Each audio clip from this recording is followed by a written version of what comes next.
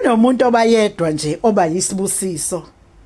Uthi noma uthandaza zehla inyembezi. Uthi Jehova ngicela ungigcinele ubani. Waze wayisibusiso kimi.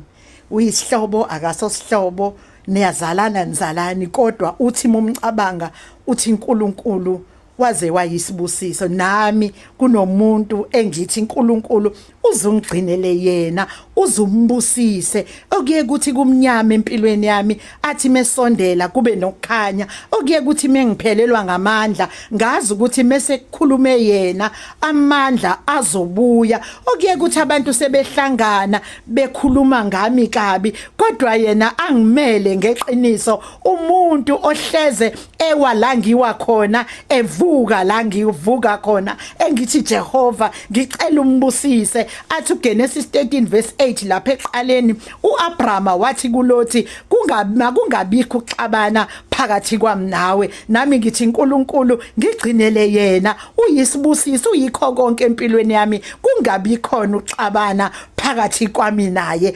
umbusise njalo. Amen.